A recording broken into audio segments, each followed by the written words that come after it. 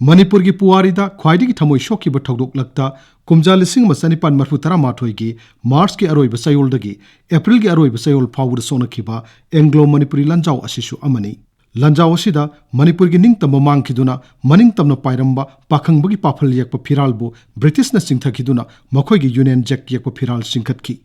Hairiba lanjaw asida iramdamasigi ningkha tambabu kalhongnabagidamak British singa mayoknana lanthengnaramba lamdamasigi ipa ipu kaya lanpham singaduda thawai thaki. Kaya amana British singi minamba wayalda mangakta thawri thuduna hatpiki. Kaya amana maramdamda halakpa phangdana loi thabiki. Kharana Manipurgi kashum sangda namsinbiki. Lanjaw asigi matungdagi Manipurgi khunaida achouba ahongma ama lakhi. British lengaki makhada leiraba matamda makhoigi miot minaibu kibadagi lanjaw aduda yawkiba athauba ipa ipu singi imung manung singna British ki chairaktagi kanjanaba honabada yumnak sagai yumpham phawbu hongduna mari makhong pumba lotchinduna laikibana ngasidi mirol kaya thangtharaklaba matung asidadi athauba ipa ipu singdagi khongul liklam mami shamkibani. Hojikti malemgi oina maramda mapurukki maribak ninglamba mapa mapu singi khongul linaduna makhoigi punsi wari miyamda phongdoktuna awang buthakte kai kumnabu unarakli. Aikhoigi iramdamgesu thenglabusu thengna Justice Committee on Anglo Manipuri War 1891 Martyrs and Freedom Fighters of Kanglaipak Manipurna kumja lisingani tara nipandagi ipa ipu singi khongul libagi khongthangsu leptana sangsilakli amasung Anglo Manipuri lanjaw aduda yawkiba Manipurgi asang blanmi lising manga romdugi manungdagi chamromdi khongul liduna mari makhong phangbagi report chu leire. Manglam chatta Manipurda yumthangnariba khukal pangalnaba awalebakna yamna toina iramda masida landarakpana maram oiduna British India government ka marup mapang oinaduna mateng iteng pangnabagi panamda kumja lising masatrit humpuni thoidagi British ka sakhang maikhanghnabagi khujak pinakhi. Tungi porambu sana uraba British lengakna makhoigi tongjaban helagani khangmana mariadu harawnu yarakhibani.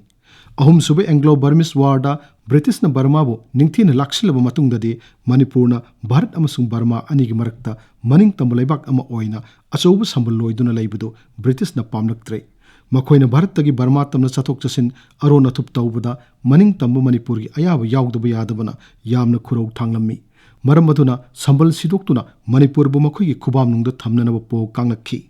Kumja lising masanipan marfutaragi September thada Manipurgi ningthaukolda unkhatnarakpa nakpak tanaraklabada Surachandrana ningthau khubam thadoktuna British India government ta chenchinduna amuk hanna ningthau khubam hanjan hanbiyu haina haijarubadagi matam sangna asingwa matang ngairakliba British na khudong chaba phangki.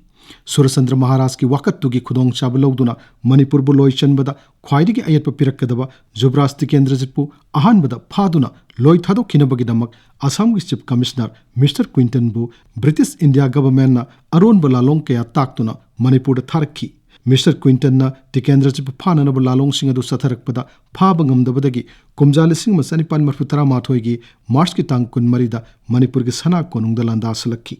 Laladu Manipurna chawna mai paktuna Mr. Quinton Masa yauna sangnai British officer manga Manipur ki sana konung kangla sa mamangda sangling mana manga kaktun hatkhi amasung March ki tang kun manga da Manipurna British ki mathakta lal tawre haina lauthokhi. British na makhoigi officer manga hatkhi laman kumlakpa oina Manipur ki mathakta lan tawre haina March ki tang kun thramathoida lauthorakhi amasung Manipur da maikai ahumdagi landasalakhi. Lanjaw aduda British na lan ngamkhiduna kumja lising masanipan marfutara mathoigi April ki tang kuntareta Manipurgi kangla loksinduna British ki phiral singkhatkhi. Asumna Manipurgi puwarida lanjaw asina thamoi shokpa wapham oiduna leiri.